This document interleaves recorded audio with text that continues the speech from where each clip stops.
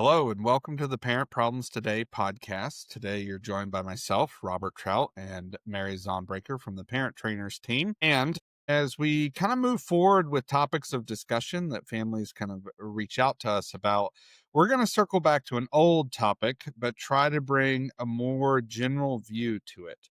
Today, Mary and I are going to come and talk about what is, and I want that to sink in just a little bit for everyone that's listening to this. So, what is progress? And our whole organization and podcast is built around this idea of parents understanding that there is no quick fix.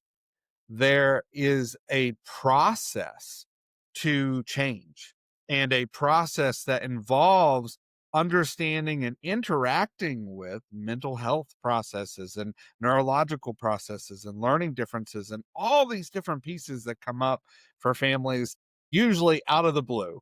No family is like, I'm sure this is going to happen to us. It seems to just step in at a random time during your life where you have a kid and then one day you go, something's not working, or they're starting to fight back a lot, or he seems high.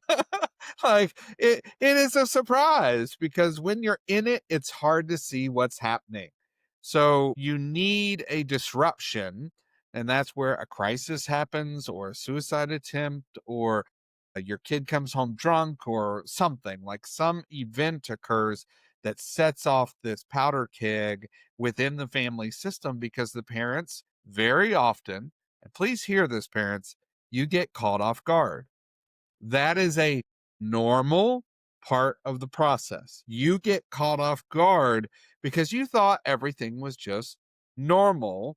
And now you're realizing that there is a process happening for your whole family that's usually built around patterns and mental health and changing hormones and like all kinds of things that step in for your children that's going to impact the whole family system. And there's no way to stop that. No way. So, Mary, let's kind of step into this because when we talk to parents about progress, like I said, we always see that thing of like, well, I just want them to stop doing that. Mhm. It's very black and white thinking on the parent side and very hope centered, but not in a realistic way.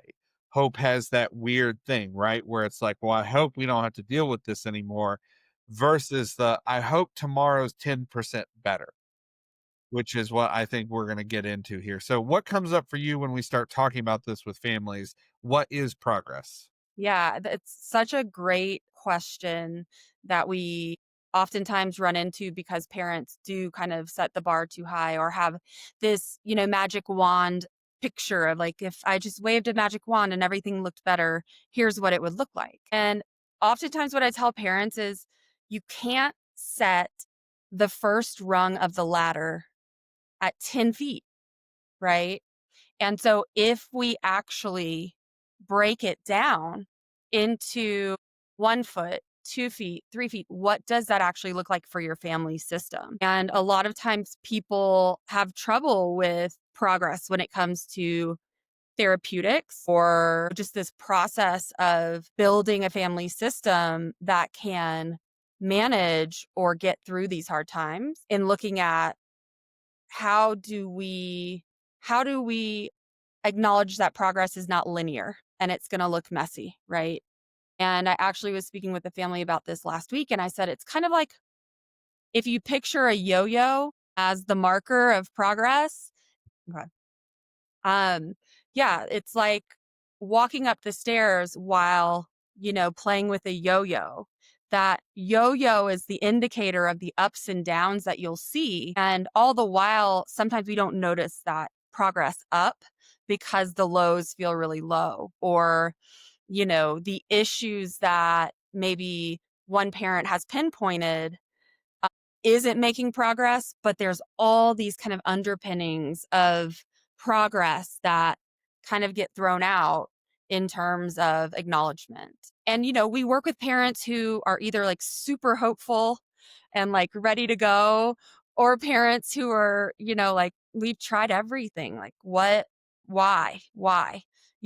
And so it really is about, working individually with each person we work with, each family we work with. And what would a good day look like if the really awesome thing didn't happen, right? If your kid doesn't go to school again, or if your kid, still sneaks alcohol into the house against your wishes, what does a good day still look like? And so we look at all these measurements that maybe parents don't necessarily come to, the game plan thinking about, like communication, like connection, and just spending a little bit of good time. And so we kind of think about those indicators instead of the bigger picture. Absolutely. So I want to step in with one aspect of this that I think is super important for every parent. And that is recognizing that the past is gone. Very often, part of the messaging that messes with a family system and messes with someone's ability to recognize progress is that the parent is attached to things returning to normal, returning to the good times. And that is a dangerous trap that we really do need to open space for. So, in this conversation, I want every parent to hear this. There is never going to be a time that your sweet little girl, sweet little boy, whatever your scenario is, becomes what they were. Mental health and developmental health and neurological health is a normal part of getting older and advancing into the next phase of development, whether that be through puberty or adulting or whatever it might be. And it is on the parent, please hear this. This is on the parent to realize that that is normal. Staying the way things are is not normal. And too often, the conflict is the parent trying to hold that child back and thusly preventing progress because they're not allowing things to change. But the change is necessary for the process to move forward. So now we look at this word progress, and maybe there's a definition in there that we need to kind of break apart. But progress in our world of families working as a group and within the container to develop youth into functional young adults, meaning they have life skills and they have possibly a few options for what they might do for work or for connection or for launching themselves into life. That is the goal we speak to in the ladder of progress. And the parent really needs to understand that a part of that is holding the ladder, but not holding the kid back down the ladder, because going up is more dangerous. The higher they get, the higher they fall from. That's a fear. That's not a reality. That is a fear that parents create the dynamic for that prevents progress. So if we look at what is progress, a part of progress is the parent letting go, willingly supporting the process of your kid leaving you, leaving home, and developing the skills and abilities to get higher and higher and farther away from you. I know that's a broad metaphor, but it's super important when we talk about what is progress. You have to let them get farther from you. And yes, sometimes they will fall, maybe sometimes fall all the way back to you. The problem then is when the parent says, "Up, you fell. I can't trust for you to go off again." And the parent locks the system down. So progress then has to be looked at from this place of the parent. Progress for the parent is the parent assessing their willingness, their ability to support that kid getting back on that ladder after they've fallen, after they've made mistakes, after they figured out, what didn't work for them. We have to get on that ladder again and let them keep going, support them to keep going. And very often parents ignore that because they say, well, the problem is they, when in reality, progress is being hindered because of you as the parent. So there is a self awareness and assessment for the parent and an assessment for the child. What are they now afraid of because they did fall? What do they need supports in to get farther away this time as they do this? It's a two-part system, a multi-part system. It involves everyone within the family system. So I'm going to throw that out there. Thoughts on that as far as like the self assessment and the assessment of the child together when we talk about what is progress? Totally. Yeah. Of course, there's always that question of capability and limitations versus just the kind of I don't want to or I don't know how to. I mean, I think we oftentimes forget how kids are doing life for the first time, right? And so a Yes. lot of times we interpret their unwillingness to move forward or their like very off scale like I can do this, let's go, right? Their enthusiasm um a little differently than maybe we should. But I've worked with so many parents lately who, when it comes down to it, it really is about the parent's fear of allowing the child to go off and make mistakes and learn their limitations and figure out hard relationships or hard instances in relationships because of just something that's neurologically programmed in all of us, right? Biologically programmed in all of us, where a perceived threat, right? Oh, my child might mess this up, has our nervous system going like, oh, my child's going to die if they have a hard conversation with a friend and I'm not there to protect them, right?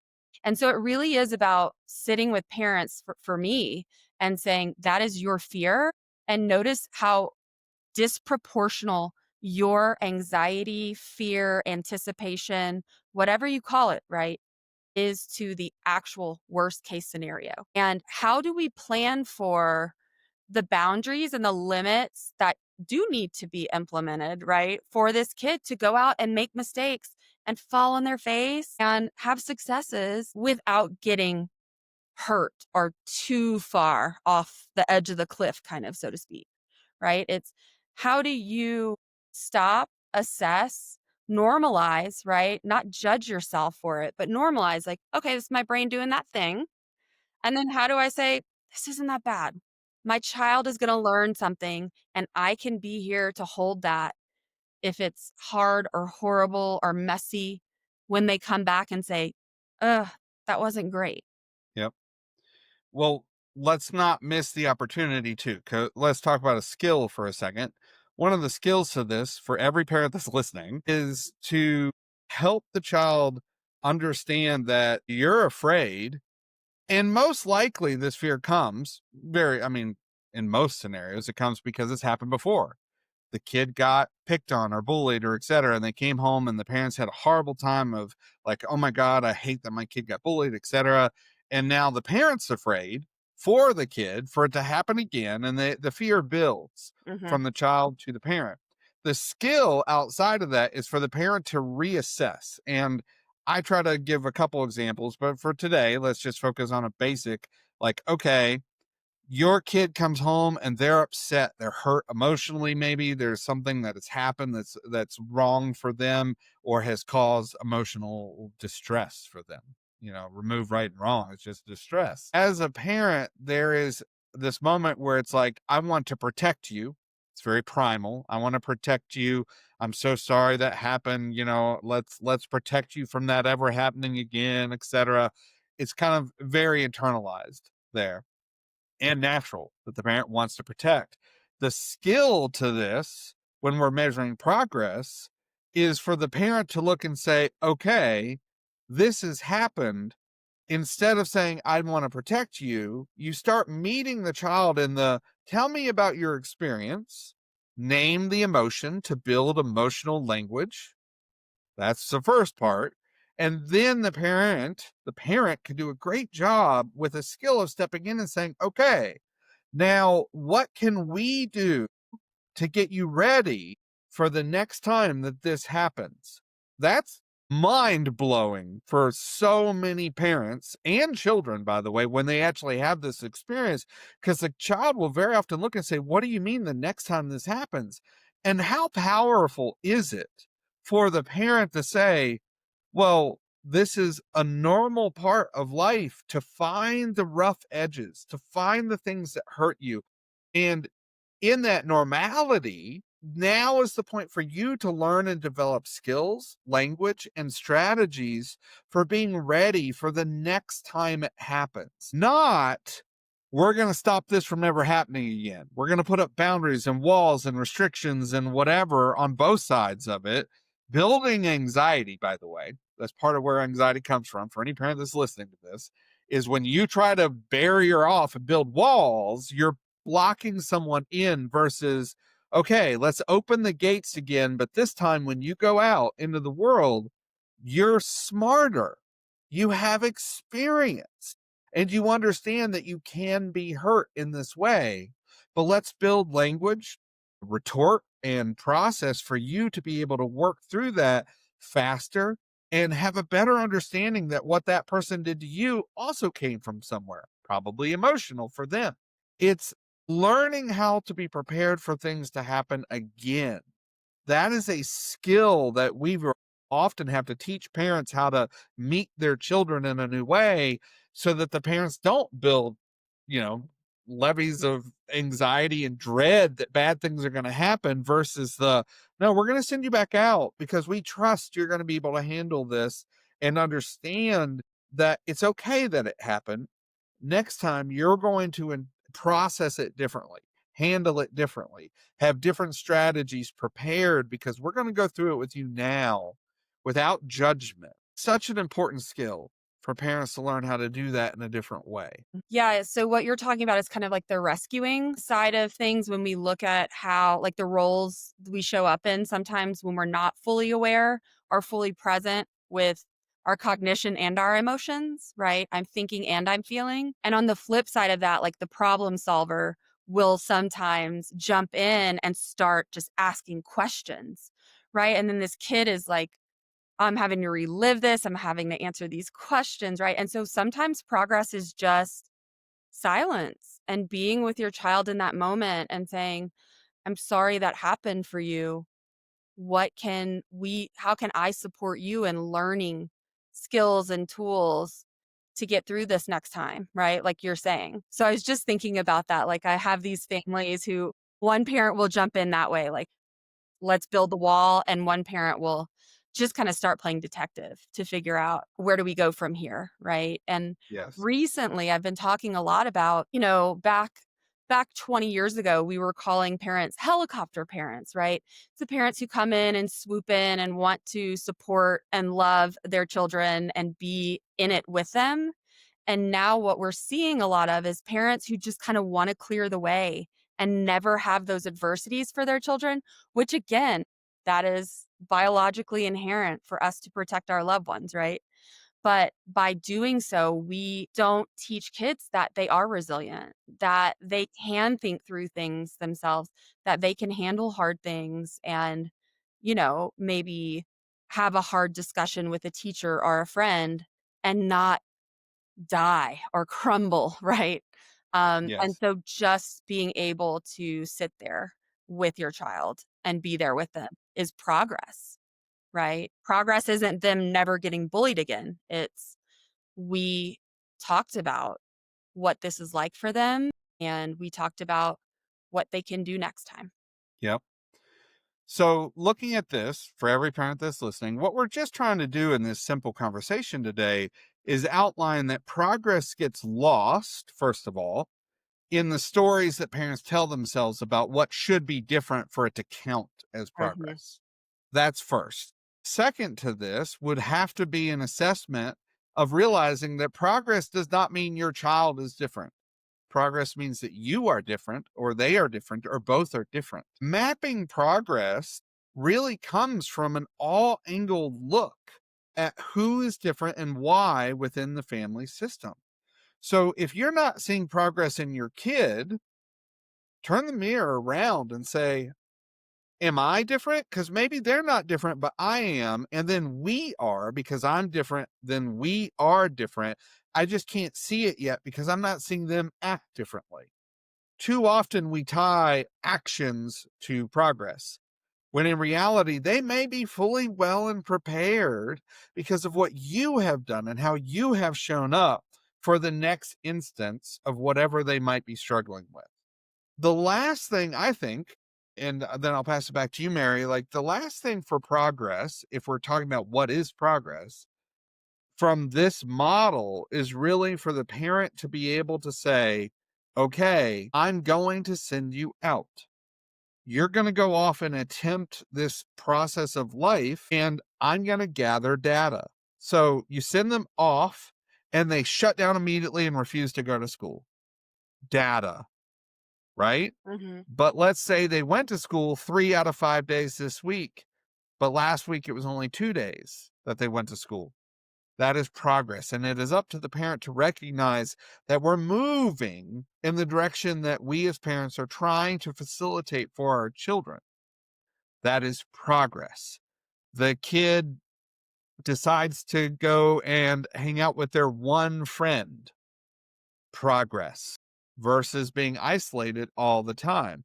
Having one friend was not the problem. Maybe they're an introvert. Parents need to open up to that too. Like progress is that I am realizing that my kid is different than me. Their needs are different than mine. That is progress. The parents have changed and they're starting to see in a new perspective. Progress is really about you as parents opening your perception to where you can step in and facilitate growth and change, and and that's for you and your child, first of all, but then really opening up this space to saying, okay, progress is that next week or tomorrow or in a month things are going to be different than they are now. I didn't say they're perfect or all the problems are fixed. They're just different. Stagnation is what I will concede to any parent is probably the biggest danger when it comes to the lack of progress.